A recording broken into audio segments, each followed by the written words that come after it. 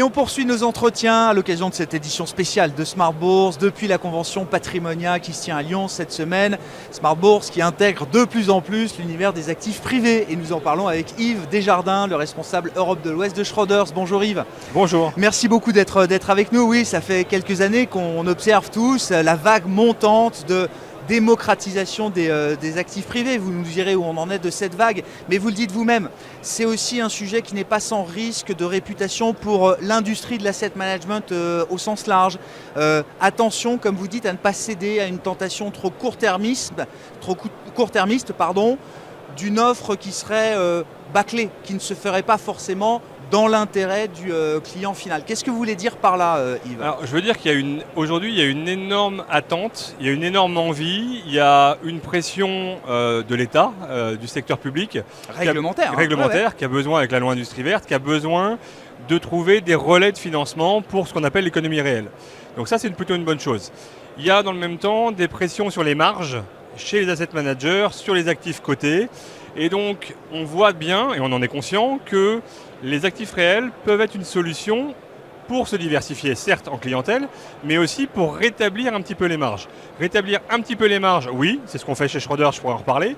Mais si la tentation, c'est de se dire, attention, et pardon de le dire comme ça, c'est une vache à lait, le risque, c'est d'aller trop loin, de capturer la performance qui a déjà été fait en PE par certains acteurs, et quelque part de tuer ce qui est une opportunité naissante. Ouais, c'est ça. Très vigilance là-dessus et à le faire bien, à le faire dans des bonnes conditions. Ouais.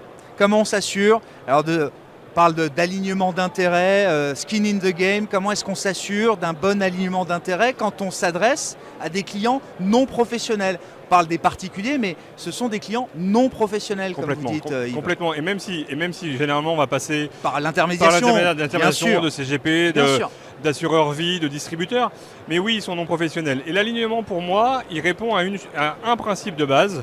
On doit offrir à nos clients privés exactement la même offre, les mêmes investissements que sur la partie institutionnelle, professionnelle. Ce que je veux dire par là, et en plus ça a des vertus. Première vertu, si on fait ça, ça veut dire que moi, mon équipe de gestion, en dette infra pour ce qui nous concerne en ce moment, on va lui demander d'originer des deals à la fois pour ce qu'elle faisait jusqu'à présent et pour des nouveaux clients. Donc le boulot est le même, il est juste, dans un très mauvais français, scalable. Oui. On peut avoir un effet de levier. Ça, c'est le premier point. Le deuxième point, si je fais ça, ça veut dire que je n'ai pas vraiment d'opportunité ou d'incentive à augmenter mes frais. J'ai fait le même boulot, donc à la fin, je peux tenir mes frais relativement bas. On pourra revenir dessus, il faut quand même les monter pour les sujets de distribution et de marketing, mais relativement bas. Et surtout, il y a un effet réputationnel. Chez Schroders, on a fait plus d'une centaine de deals en 15 ans, on a eu 0 défaut, la classe d'actifs de dette infra est par essence une classe d'actifs où les défauts sont très rares, mais ça pourrait arriver. Et je m'imagine assez mal, dans 5 ans, dans 10 ans, avoir un défaut dans un portefeuille qui serait le portefeuille retail, mais où le client institutionnel, lui, ne serait pas touché. Pour Schroders, pour la famille, ce serait un vrai sujet. Donc on ne peut pas faire ça. Donc nous, à la fin, on aligne complètement les clients privés et le client instit, c'est les mêmes deals. Sur le sujet de la tarification, comme vous dites, gérer des actifs privés, ça a un coût. Qu'est-ce qu'on peut, faire passer comme coût aux clients en restant dans une tarification juste et transparente ? Alors, il y a plusieurs façons de répondre à ça. Il y a la première chose, c'est le partage de valeur. Ultimement, il faut qu'à la fin, ce qui reste net à l'investisseur, net au client, ça soit cohérent. C'est-à-dire que si je vous parle de PE et qu'on vous explique que c'est 14%, qu'on a oublié de vous dire qu'il y a un effet dilutif et qu'on a oublié de vous dire qu'il y avait des frais à l'entrée, qu'il y avait des recurring et que vous tombez à 4, ça ne marche pas. Voilà. Donc nous, en gros, ce qu'on a dit, c'est sur la dette infra, on va faire une offre. On va se retrouver sur les niveaux de taux actuels, 6-7 net à l'investisseur. Et on va avoir, grosso modo, je mets les frais administratifs de côté, les frais techniques, mais 2% de frais, et on va répartir ça 50-50, 50 pour le distributeur, 50 pour l'asset manager. Et si on regarde, pour revenir à ce que je disais juste avant, comment ces frais sont constitués et pourquoi c'est 1% chez nous, et comment ça se compare avec une offre institutionnelle. Si je fais la même offre modulo le monétaire, qui est la poche liquide des LTIF, je serai aux alentours de 80-85 centimes pour un instit, et je vais être à 1% pour du retail. D'accord. Et pourquoi j'ai 15 BP de plus ? D'écart ? Parce que simplement j'ai un effort marketing la supplémentaire. distribution, etc. L'année prochaine, probablement, j'ai un stand à Patrimonial. C'est des choses comme ça. Ouais, je comprends. Il faut attendre beaucoup de dispersion dans cette classe d'actifs. Les professionnels en ont l'habitude, Yves, mais il va falloir aussi éduquer les non-professionnels à ce que les rendements soient très dispersés en fonction, et c'est là où ça reste un métier intéressant de sélection aussi de gérants, j'imagine, mais il faut s'attendre à une grande dispersion des rendements dans cet univers. Il faut s'attendre à une dispersion, oui, et en même temps, à mesure que, avec la loi industrie verte, les actifs réels gagnent en place, en maturité, et en importance dans les allocations, je pense qu'on va avoir un point important. L'assureur vie, ou le gérant du PER, assureur en l'occurrence très souvent, il sait qu'il y a une chose qui va se produire, c'est que si, on l'a vu sur l'immobilier, s'il y a un sujet de liquidité, celui qui va reprendre l'actif au bilan, a priori c'est l'assureur. Et donc, quelque part, dans la sélection des actifs, il va devoir être ultra vigilant, et c'est ce qu'on fait nous aujourd'hui chez Schroders avec les assureurs, ce qu'ils mettent en UC, ils se disent, est-ce que j'accepterais de l'avoir sur l'actif ? Est-ce que je suis prêt à le prendre moi-même ? Exactement. Et si c'est ça la réponse, a priori, on va trier le bon grain de livret. Très clair. Pourquoi la dette infra ? Vous avez déjà cité plusieurs fois la dette infra. Mais donc, c'est une des caractéristiques, c'est ce qui vous caractérise dans cet univers du non-coté, entre autres chez Schroders. Alors en fait, chez Schroders, en actif réel, on s'est développé depuis un peu plus de 15 ans. Je mets l'immobilier de côté qui est là depuis 70, mais on s'est développé là-dessus. On fait du PE, on fait de l'infra-equity et on fait de l'infra-dette. Et en fait, ce qu'on s'est dit, c'est comment rentrer sur ce marché naissant et nouveau en se positionnant sans être complètement en compétition frontale, notamment avec les acteurs locaux. Les acteurs locaux, on en a plein qui font du PE, qui le font plutôt bien. C'est pas la peine d'y aller. On est très bon en PE, mais c'est pas là-dessus qu'on serait rentré. Je comprends. Ça, c'est le premier point.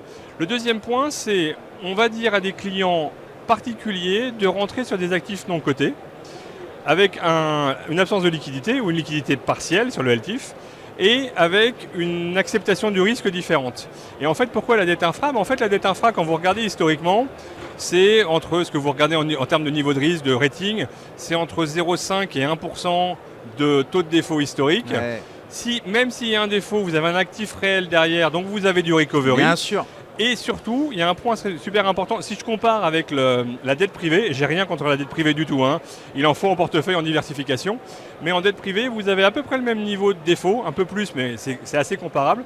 Sauf qu'en cas de retournement de marché, de cycle économique, vous avez des pics de défaut. Je comprends. Vous l'avez pas en infrastructure. C'est pas linéaire. Et si je termine là-dessus, on est passé quand même par un stress test qu'on ne pouvait pas imaginer, qui était le Covid. Pendant le Covid, on s'est retrouvé à dire, nos clients, on leur disait, l'infrastructure, ça fonctionne toujours, voilà. En fait, non. Pendant le Covid, les aéroports ne tournaient plus. Ça s'est arrêté. Et ça a tenu, et il n'y a pas eu de défaut.